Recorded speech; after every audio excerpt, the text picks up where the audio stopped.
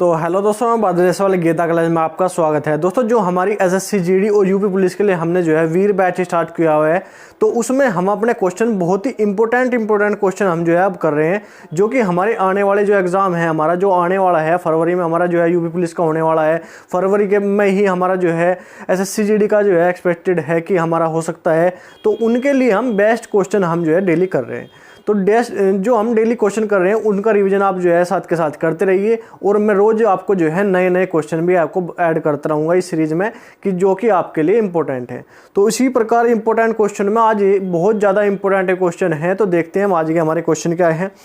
Question important होने वाली है, तो क्वेश्चन क्या है, क्वेश्चन नंबर 133 हमारा। एक रेफ्रिजरेटर और ओवन की कुल कीमत 12,000 रुपये थी। ओवन को 20% लाभ के साथ और रेफ्रिजरेटर को भी 28% हानि के साथ बेचा जा गया है। यदि दोनों वस्तुओं का बिक्री मूल्य समान है तो सस्ती वस्तु का क्रय मूल्य क्या होगा। तो उन्होंने कहा कि बिक्री मूल्य समान है, एक को जो है 20% लाभ पर बेच दिया और दूसरी को बेच दिया 28% हानि पर। तो देखो 20% लाभ पर किसको बेचा, ओवन को। तो ओवन को हमने मान लिया ओ। अगर 100 रुपये की वस्तु पर 20% का लाभ कमाओगे तो कितने बेचेंगे, 120 में, तो गुणा 120%, ठीक है, गुणा 120%, ठीक है। और जो है ये क्या कहा उन्होंने, ये बराबर है दोनों का बिक्री मूल्य बराबर है, मतलब विक्रय मूल्य बराबर है। जीरो मतलब ओवन है, ये ओवन तो ओवन को जो है 20% लाभ पर बेचा तो 120 में बेचेंगे, और रेफ्रिजरेटर को आर से मान लेंगे, 28% हानि पर बेचेंगे। 28% हानि पर बेचा तो कितने में बेचेंगे, 72% में, ठीक है, 72% में, ये भी परसेंट है, तो परसेंट ही कट जाएगा। और काट लो इसे 2 से काट लो 60 बार, और 2 से काट दो इसे, 2 3 6, 2 6 12, फिर 2 से काट दो 30 बार, फिर 2 से कट जाएगा 2 एकम 2, 18 दूनी 36, फिर 2 से काट दो 15 बार, और फिर 2 से काट देगा 9 बार, फिर 3 से कट जाएगा 3 पंजे 15, और 3 से कट जाएगा 3 बार। तो क्या आ जाएगा, हमें जो है ओवन और रेफ्रिजरेटर का जो है अनुपात निकल जाएगा, क्या आ जाएगा, ओ अनुपात आर इधर चल जाएगा, तो इधर क्या रह जाएगा, 3:5, ठीक है। तो इन दोनों का जो हमारा विक्रय मूल्य का अनुपात है वो आ गया हमारे पास 3:5, ठीक है। अब हमें क्या कहा, हमें पूछा सस्ती वस्तु का क्रय मूल्य क्या होगा। तो वो सस्ती वस्तु का क्रय मूल्य हमसे पूछा, कुल कीमत क्या है, 12,000 रुपये, कुल कीमत है 12,000 रुपये, ठीक है। तो कुल के नीचे क्या लिखेंगे, इनके अनुपात का कुल लिखेंगे। अब देखो हमने जो है 100 रुपये की वस्तु को 120 से बेचा था, फिर जो है इनकी जो 100 रुपये की वस्तु को 28% हानि पर बेचा था 72 रुपये में, तो ये हो गया इसका क्रय मूल्य, और ये इनका दोनों का क्रय मूल्य का अनुपात आ गया, ठीक है, क्रय मूल्य का अनुपात। तो कुल के नीचे क्या लिखेंगे, कुल 5 और 3 8। हमें निकालना जो हमारी सस्ती वस्तु है, सस्ती वस्तु, इसमें सस्ती वस्तु कौन सी है, 3, तो गुणा करते 3 से। अब 4 दूनी 8, 4 3 12, 3,000, ये काट दो 15 बार, 1515 3 45, तो सस्ती वस्तु कितने की आ जाएगी, हो जाएगी 4500 रुपये की सस्ती वस्तु हो जाएगी हमारी, ठीक है। मतलब ओवन को बेचा 120% पर, ये हमारा उसका विक्रय मूल्य हो गया, और जो है रेफ्रिजरेटर को बेचा 72% पर, तो इसका विक्रय मूल्य हो गया। तो जब हमारा जो है विक्रय मूल्य का अनुपात हम निकालेंगे तो यह हो जाएगा हमारा क्रय मूल्य का अनुपात, ठीक है। अब क्वेश्चन नंबर 134 है हमारा। यदि देखो एक नियमित बहुभुज में भुजाओं की संख्या 10 है तो विकर्णों की संख्या क्या होगी। मोस्ट इंपॉर्टेंट है। अगर जहां भी हमें भुजा की संख्या दी गई और विकर्ण निकालने हो तो कैसे निकालेंगे, ये देख लो। विकर्ण की संख्या हम कैसे निकालेंगे, ठीक है। तो क्या करेंगे, n-3 और बटे 2। तो n क्या है, जो हमें भुजाओं की संख्या दी गई है वही n है, तो 10 और 10 - 3 बटे 2, तो क्या आ जाएगा 10 × 7 बटे 2, तो 70 बटे 2 क्या आ जाएगा हमारा, ये आ जाएगा हमारा 35।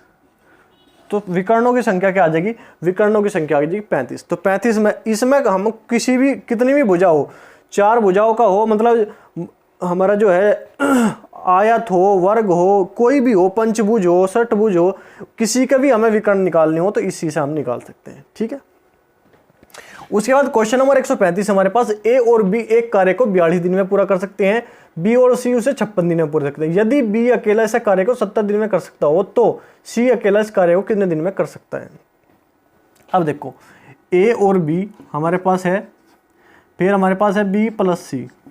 ए और बी इस कार्य को करते हैं 42 दिन में, बी प्लस सी इस कार्य को करते हैं 56 दिन में, और बी अकेला इस कार्य को करता है 70 दिन में।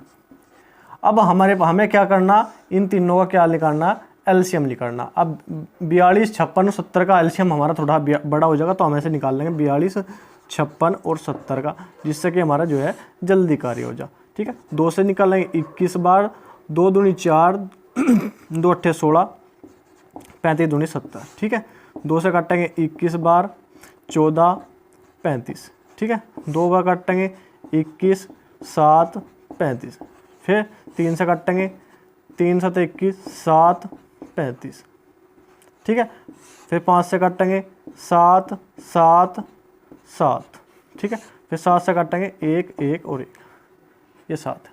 अब देखो 5 की गुणा 2 में करेंगे तो 10, ये 0 हमारा अलग आ गया। अब क्या बचेगा, 2 दूनी 4, 4 सतु 28। क्या बचेगा, 2 दूनी 4 3 12, 12 सत्ते 84। तो क्या आ जाएगा, 84 के आगे एक 0 लगाएंगे, ये आ गया हमारा 840। क्या आ गया, 840। ठीक है, अब देखो 42 से ऐसे क्या बार काटेंगे, 42 से ऐसे काटेंगे, 7 छंग 42 होता है, 7 गुणा 3 दूनी 6, 7 छंग 42। तो क्या आ जाएगा, 2 दूनी 4, 5 20, ये कट जाएगा 20 बार। और 56 से क्या, 56, 7 8 56, 2 दूनी 4 दूनी 8, 7 56, तो 5 15 बार, ये काटेगा 15 बार। 70 से कितने बार काटेगा, 70,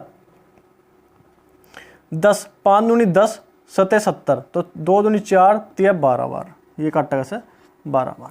ठीक है, तो ए बी एक दिन में करेंगे 20 कार्य, बी सी एक दिन में करेंगे 15 कार्य, और बी अकेला एक दिन में करेगा 12 कार्य। अब देखो यहाँ पे बी सी है और यहाँ पे बी है, हमें निकालना सी का कार्य। जब बी सी मिलकर एक कार्य 15 दिन में कर रहे हैं और बी अकेला एक दिन में 12 कार्य करता है, तो सी अकेला यहाँ से कितने करेगा। देखो यहाँ पे मैं लिख के आपको बता देता हूँ थोड़ा, जिससे कि आपको समझ में आ जा।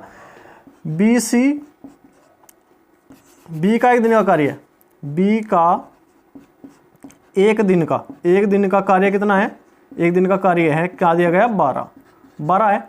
ठीक है, और बी सी का कुल कार्य, बी प्लस सी का एक दिन का कार्य कितना है, 15। तो जब इसमें बी एक दिन में 12 कार्य करता है और बी सी जो है एक दिन में 15 कार्य करता है, तो बी कितना कार्य करता है, 12। तो सी एक दिन का कार्य, सी का एक दिन का कार्य कितना हो जाएगा, एक दिन का कार्य। तो बी सी के कार्य मतलब बी का कार्य घटा, तो 15 में से 12 का जाएगा, क्या आ जाएगा, 3। सी एक दिन में करता है 3 भाग कार्य, तो सी पे कितना कार्य करना, सी उस कार्य को कितने दिन में पूरा कार्य करना, कितना, 840। तो सी 840 कार्य कितने दिन में करेगा, 840/3। क्या कर देंगे, 3 दूनी 6, 3 अट्ठे 24, 0। तो क्या आ जाएगा, 280 दिन में। सी पूरा कार्य को कितने दिन में कर देगा, 280 दिन में। ठीक है, क्योंकि बी और सी दोनों मिलकर कर रहे हैं 15 दिन में, बी और सी दोनों मिलकर कर रहे हैं 15 दिन में, और बी अकेला एक दिन में कार्य कर रहा है 12, और दोनों मिलकर कर रहे हैं 15 कार्य। तो जब बी सी के कार्य मतलब बी का कार्य 12 हटा दिया, तो सी का कार्य कितना बचा, 3 कार्य। जब वो सी एक दिन में 3 कार्य करता है, तो 840 कार्य कितने दिन में करेगा, 280 दिन में करेगा। ठीक है, तो आप इसे नोट करो, फिर नेक्स्ट क्वेश्चन देखते हैं। क्वेश्चन नंबर 136 हमारे पास, 16 सेंटीमीटर त्रिज्या और 36 सेंटीमीटर ऊंचाई वाले एक धातु के शंकु को पिघलाकर 4 सेंटीमीटर त्रिज्या के गोले बनाए जाते हैं, कितने गोले बनेंगे। तो जब देखो, जब किसी भी चीज को पिघलाकर गोले बनाए जाते हैं या कुछ भी बनाया जाता है, किसी भी आकृति को पिघलाकर कोई दूसरी आकृति बनाई जाती है, तो जो हमें आकृति दी गई है कि हाँ शंकु, जो हमें पिघलाया गया, जो पिघलाने की बात हुई है, जो बड़ी चीज है जिसे पिघलाकर छोटी चीज बनाई गई है, उसके आयतन से उस छोटी के आयतन को, बड़ी के आयतन को छोटी के आयतन से भाग देते हैं। कैसे, देखो शंकु के आयतन को, शंकु का आयतन बटे गोले का आयतन, तो क्या आ जाएगी, ये आ जाएगी गोले की संख्या, गोलों की संख्या हमारे पास आ जाएगी। क्या आ जाएगी? संख्या। तो शंकु का आयतन होता क्या है? ये होता है 1/3 पाई आर क्यूब। ठीक है, 1/3 pi R cube, 1/3 pi R square H, sorry 1/3 pi R square H. और गोले का आयतन क्या होता है? 4/3 पाई आर क्यूब। ठीक है, 4/3 पाई आर क्यूब। ठीक है, तो रख देंगे इसमें, सूत्र में रखेंगे 1/3 गुणा पाई गुणा त्रिज्या क्या है? 16 सेंटीमीटर गुणा 16 और ऊंचाई क्या है? 36, ऊंचाई क्या है? 36 बटे 4/3 गुणा पाई गुणा गोले की त्रिज्या क्या है? 4 सेंटीमीटर गुणा 4 गुणा 4 गुणा 4। ठीक है, पाई से पाई कट जाएगा, 3 से 3 कट जाएगा, 4 से काट दो 4 चौक 16, 4 से ये 4 कट गया, 4 से काट दो 4 चौक 16 और 4 से ये 4 कट गया। तो हमारे पास क्या बचा? 36। क्या बचा हमारे पास? 36। तो ये हमारा क्या हो जाएगा? ये हमारी हो जाएगी गोलों की संख्या। ये हमारी हो जाएगी गोलों की संख्या। तो गोलों की संख्या क्या आ गई? 36 हमारे पास आ गई। ठीक है ना, सिंपल का। तो क्या करना? शंकु के आयतन बटे गोले का आयतन, यही हमें करना है और हमें जो है सूत्र याद होने चाहिए। ठीक है, अब क्वेश्चन नंबर 137 हमारे पास, एक निश्चित धनराशि साधारण ब्याज पर 3 वर्ष में 26,980 हो जाती है और 8 वर्ष में 40,280 हो जाती है। ब्याज की दर ज्ञात करनी। ठीक है, तो क्या हो जाती है? 8 वर्ष में तो हो जाती है वह 40,280। ठीक है, साधारण ब्याज से। और कितने वर्ष में? 3 वर्ष में हो जाता है वो जो है धनराशि 26,980। तो ठीक है, सबसे पहले तो इनको जो है घटा देंगे। घटाने के बाद क्या होगा? ये 8 में से 3 घटाएंगे तो 5 वर्ष का क्या आ जाएगा? 5 वर्ष का ब्याज आएगा। क्या आ जाएगा? 5 वर्ष का। घटाने के बाद आएगा 5 वर्ष का ब्याज, क्योंकि ये क्या है? ये मिश्र धन है। ठीक है, 0 से 0, 8 में से 0, 12 में से 9 गए 3। ठीक है, यहाँ पे बचे कितने? 9 में से 6 गए 3 और यहाँ पे बचेगा। तो 13,300 रुपये जो है हमारे क्या आ गया? 5 वर्ष का ब्याज आ गया। तो जब 5 वर्ष का ब्याज 13,300 है तो 3 वर्ष का निकाल लेंगे इसमें। तो 3 वर्ष का ब्याज क्या होगा? 3 वर्ष का ब्याज क्या होगा? 3 वर्ष का ब्याज होगा हमारा 13,300 बटे 5 गुणा 3। ठीक है, तो बटे 5 गुणा 3, 5 से काट दो, 5 दूनी 10, 5 दूनी 10, 5 चंग 30, 5 चंग 30 0। ठीक है, गुणा कर देंगे 3 में, क्या आ जाएगा? ये आ जाएगा हमारा 3 0 0, 3 चंग 18 का 8 कहाँ से लगे 1, 3 चंग 18 1 19 का 9 कहाँ से लगे 1, 3 दूनी 6 और 1 7। तो क्या आ गया? 7,980 रुपये। क्या आ जाएगा? 7,980 रुपये आ गया 3 वर्ष का ब्याज। ठीक है, अब 3 वर्ष का हमारे पास मूलधन है और 3 वर्ष का ब्याज है, तो मूलधन निकाल लेंगे। तो मूलधन निकाल लेंगे, मूलधन क्या हो जाएगा? मिश्र धन माइनस क्या कर देंगे? ब्याज, माइनस कर देंगे ब्याज। तो क्या आ जाएगा? 8 में 0 में 0 गई, 8 में गए 0, 9 में से 9 गए 0, फिर क्या बचा? 16 में से 7 गए 9 और 1। तो क्या आ गया? 19,000 रुपये क्या आ गया? ये मूलधन आ गया। हमें क्या निकालना? हमें निकालनी दर। तो दर आपको पता है कि साधारण ब्याज का सूत्र क्या होता है? मूलधन गुणा दर गुणा समय बटे 100। तो ये क्या है? ये हमारे पास क्या है? मूलधन। और हमारे पास ब्याज क्या है? ये तो ब्याज है 7,980। ब्याज बराबर मूलधन गुणा दर हमें निकालनी है, दर गुणा समय है 3 वर्ष, क्योंकि 3 वर्ष का ही है मूलधन भी और ब्याज भी। 3 वर्ष बटे 100। ठीक है, 2 0 से 2 0 काट देंगे, 1 0 से 1 0 काट देंगे, 3 से काट दो 3 दूनी 6, 3 दूनी 6, 3 चंग 18, 3 चंग 18। ठीक है, अब 19 से काट दो इसे, 19 का 19, 19 का 19, 19 का 19 और 19 चौका 76, 19 चौका 76। तो दर बराबर क्या आ जाएगी? 14%। दर बराबर हमारा क्या आ जाएगा? 14% हमारी जो है इसकी दर आ गई।